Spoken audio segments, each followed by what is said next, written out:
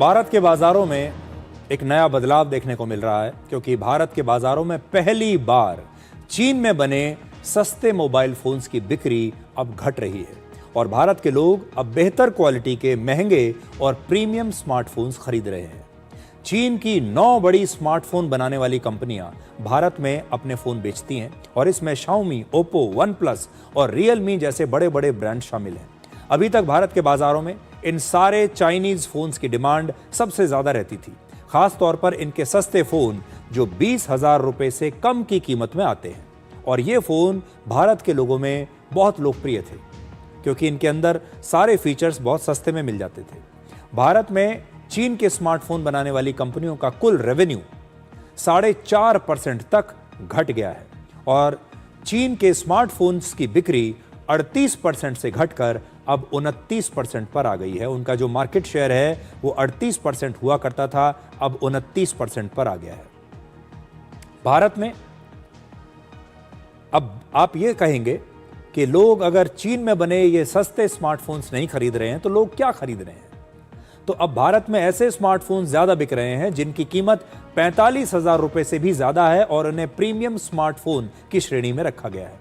भारत में वर्ष 2023 में 36% प्रीमियम स्मार्टफोन्स बिके थे। उसके मुकाबले 2025 में यह आंकड़ा 47% तक पहुंच गया और इन नए स्मार्टफोन्स में एप्पल और सैमसंग जैसी कंपनियों के प्रीमियम स्मार्टफोन्स सबसे ज्यादा बिक रहे हैं।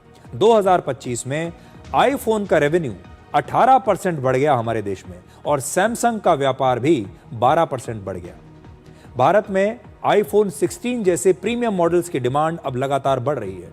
वर्ष 2025 में यानी पिछले साल एप्पल का यह स्मार्टफोन सबसे ज्यादा बिकने वाला फोन बन गया था।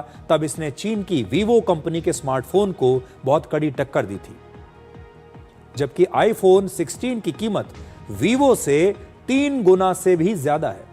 भारत के लोग स्मार्टफोन खरीदने में अब ज्यादा पैसा क्यों खर्च कर रहे हैं?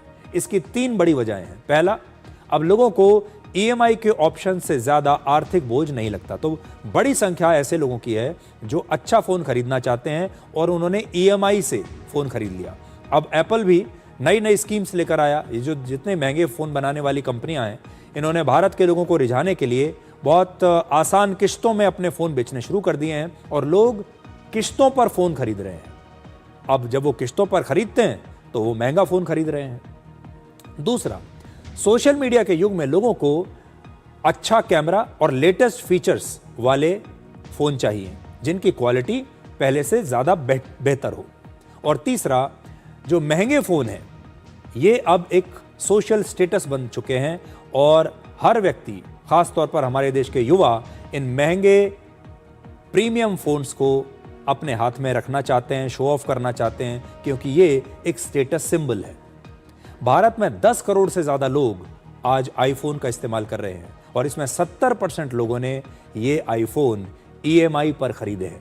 इसका मतलब है कि लोग ऐसे फोन खरीदना पसंद कर रहे हैं जिनमें लेटेस्ट और बढ़िया कैमरा हो, अच्छी 5G कनेक्टिविटी हो और उसका ब्रांड वैल्यू भी ऐसा हो जो उनके लिए एस्पिरेशनल हो, जिससे वो समाज में उनका जो रुतबा है उन्हें ऐसा लगता है कि इससे हमारा समाज में रुतबा बढ़ता है। इसलिए अच्छी क्वालिटी उन्हें चाहिए, लेटेस्ट फीचर्स चाहिए, अच्छा कैमरा चाहिए और ब्रांड ऐसा चाहिए जो बहुत एस्पिरेशनल हो। और यही वजह है कि एक ज़माने में भारत के बाज़ारों में चीन के बने फ़ोन रूल करते थे क्योंकि ये बहुत सस्ते हुआ करते थे। अब हमारे देश के लोग सस्ते फ़ोन छोड़कर इस प्रकार लाइन लगाकर, लाइनों में घंटों तक खड़े होकर आईफोन खरीद रहे हैं। एक छोटे से ब्रेक के बाद डी कोड जिंदगी में आपको दिखाएंगे आज का विचार।